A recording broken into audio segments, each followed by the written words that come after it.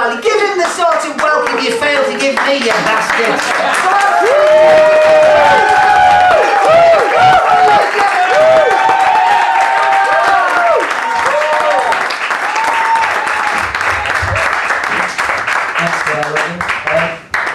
I need a wee now, I'll be honest with you.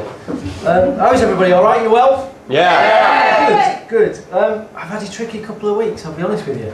A week ago we lost my grandma in Debenhams in the sales.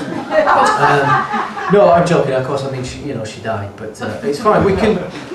That wasn't one of the scheduled jokes, but no, she died. But it's fine, we can joke about it now. You know, it was a week ago, time's a great healer. No, I mean, we can joke about it because she had a wicked sense of humour, you know, she really enjoyed this kind of thing.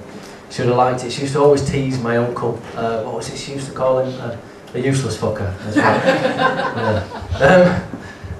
But no, she was the sort of person that she used to love playing up to being old, you know, and pretending that maybe she wasn't as sharp as she still was. She'd go into a Laura Ashley and ask a young shop assistant to help her find a pair of beef curtains. You know, she'd heard a lot about them on the telly. Are they a new thing? I'm not sure. And the language, you know, I think people get to a certain age where they just don't give a shit anymore and say what they want. I know there's a young lady in tonight celebrating her 90th birthday.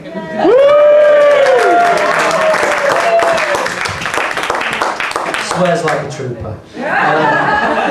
But no, my grandma, she had a 4-letter word vocabulary that would make Frankie Boyle blush. So games of Scrabble as a kid were a free-for-all. They were fantastic. Although she told me off once for using the word twat in the game, which, you know, quite right, she was fair enough to do because I was trying to use it as a proper noun, so... Fair enough. And Articulate at Christmas, anybody played the game Articulate, where you get words on a card? Yeah, you have to describe the word on the card without saying the word, and then other people have to guess what the word is that you're trying to describe. Her description was a female police officer with a shaving rash. Any ideas, anyone, what the word was? No? Constable. I'll leave that one with you, that gives you an idea of what I'm dealing with. Yeah, you'll get it tomorrow, don't worry, you'll wish you'd laughed tonight, as well. But in the same week, so my grandma died, and then also my brother was getting married as well. It was my brother's wedding. And I was talking to a friend about this, about the fact that I was attending both my brother's wedding and my grandma's funeral in the same week. And she said, "Oh, that's so sad." And I said, "Yeah, but you know, it's his choice to get engaged, so what can you do, really?" But on top of that as well, I had to do speeches at both of them. So I'd got to deliver a eulogy at the funeral and the best man speech at the wedding, right? Which is nerve-wracking enough, right? Without getting them mixed up.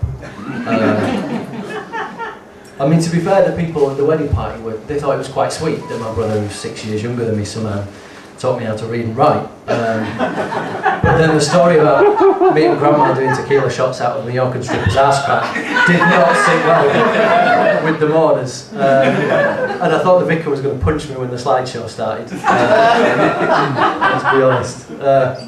But then I started to think, well, why do we treat these things differently? You know, why are funerals and stag do's treated differently? Because essentially they're the same thing, right? They're both send-offs. You know, they're both celebrating the end of a life. Only one of them gets a t-shirt at the end of it. You know? And occasionally you get a chance to still watch your favourite TV programme when she's in bed. So I thought, no, fuck it, right, let's do it. Let's go for it. Let's give her the best send-off we can ever probably do. I went online, I sorted it, I booked the t-shirts, right? Nan's End of Days Bash. There we go, 2014. Mallorca, Magaluf. Right, boxed it. I'll be honest with you, it's a little bit tricky getting the coffin through customs. Yeah, we got some funny looks at the oversized baggage thing as well. Maybe we overdid it with the Nan on board stickers and the rainbow coloured luggage straps. But you want to ID it at the other side, right? I mean, you know yourself, there's nothing worse than getting home with somebody else's dead grandma. You know, I mean, only if we had her cremated, you know, I could have taken her in hand luggage.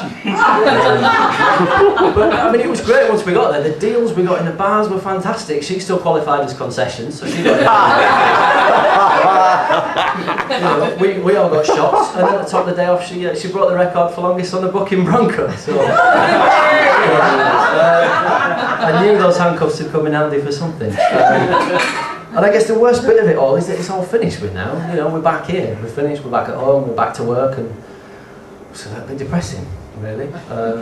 Although I got a phone call earlier on today, just before I came out, and Grandad's looking a little bit peaky. Fingers crossed with Ethan. If you fancy everybody. Thank you very much for listening, everyone.